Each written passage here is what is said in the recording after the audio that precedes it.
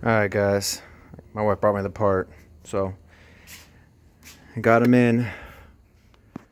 So working on putting the parts back in. As you can see, new mounts already in, bolted up, tightened down. There's the old driver's side one. You can see it's leaking. Not too bad. Just make sure you guys, when you guys are doing it, you're careful. You strip this bolt. You gotta go buy a new one unless you want to rethread it. And then this is the passenger side. As you see, it's starting to crack, so good thing I bought both. Replaced them both at the same time. I was already down there anyway. So remember, I went online, went Mopar.com, found out they were $52.90 on online, so I called up the dealership. One Dodge dealership said they wouldn't match Mopar at all. He wouldn't match, wouldn't budge, so called another dealership, and they were more willing to price match, so just drove to the other side of town. Inconvenient though, but they price matched and they had them in stock, so my wife picked them up, put them in. I got them in now. I'm just tightening everything up. I gotta clean some stuff up too, as you can see. Let me get into the car real quick. I got them in, all bolted up. There's a nice new ones right there. One on that side, driver's side there.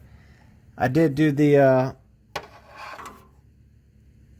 jacked it up on the crank. I used a piece of wood so I wouldn't damage anything. Didn't want to use metal, didn't want to worry about damaging anything, so I used wood and jacked it up with my jack. I'll show you what I used right now real quick so you guys can see.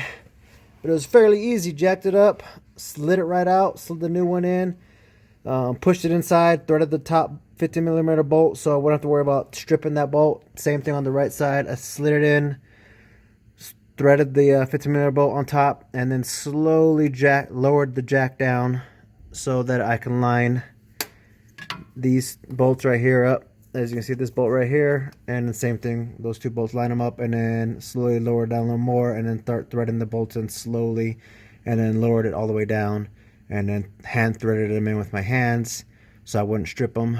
So I made sure that the angle was correct, and then I tightened it up with the socket wrench. So I just want to make sure I stripped them, the angle was right.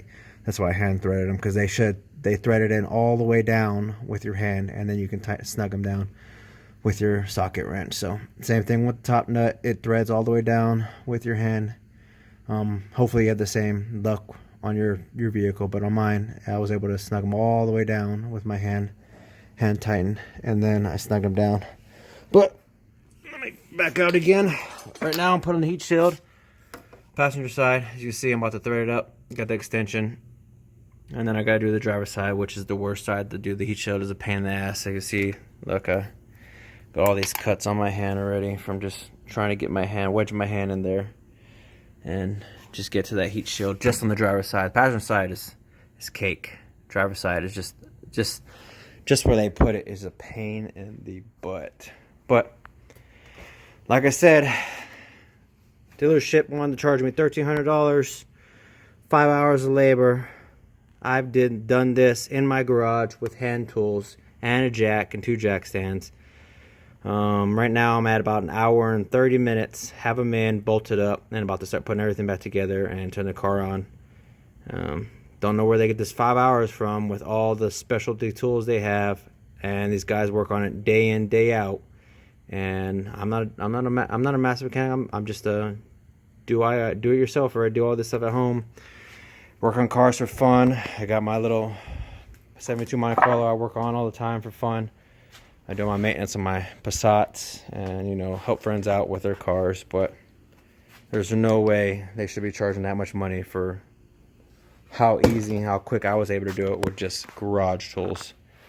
But if you guys have any questions or any recommendations on how I could have done this easier, or different ideas on what we can do to change these in the future, let me know in the comments, and hopefully this will help somebody in the future when they have to go and do this and not have to spend $1,300 on labor and a part when you're only spending about $100, $110 with tax on the actual part itself. a Mopar part. So again, my advice, go online, go mopar.com, look for the part you need, check out the prices, then call the Dodge dealership to see if they actually have the part in town and make sure they price match. Hopefully, if they will, they'll give you a discount if you are a repeating customer or if you're military. So, but this is my wife's Durango. I'll start putting her back together. Haven't done anything else besides this. She's got the exhaust with the suitcase pulled out. As you guys see, check out the video. I got the suitcase out with the Gibson exhaust in there. Windows tinted out. Besides that, that's pretty much it. She wants headers next, and she wants me to tune it. So that's my next thing to do. So if you guys got any advice on tunes or specific headers to do, let me know. Or any kind of performance upgrades for this, let me know. And if you have any advice on doing it myself or videos, point me in that direction and I'll check them out and start doing it. But thanks, man. If you guys have any questions, like again, hit me up in the comments, or you want any videos or want me to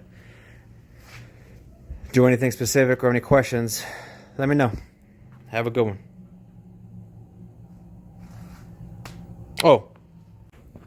Oh yeah, guys, I forgot to show you what I did for the jack. So here's my jack, and here's the piece of wood that I used, that I cut and set it right there on my jack, right in the center, like that, and put it right on the harmonic balancer and jacked it up, just to make sure I wouldn't damage the thing. I wanted to use wood, and this is a heavy duty.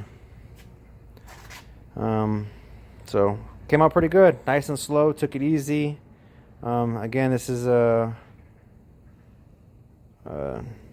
don't take responsibility for any damage that happens to your car. Just be careful when you're doing this. This is not 100% safe, so the weight of the car is the engine is sitting on that jack and that piece of wood while you're trying to get the motor mounts out, so just be careful.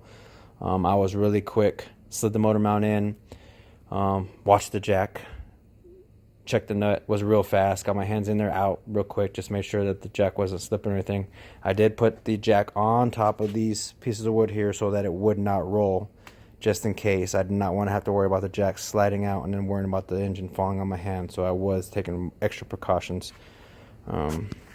So again, be careful when you guys are doing this, and watch your hands. Make sure you guys are quick, get it in there, put the nut on there and pull it out, get your hands out, so you guys are safe.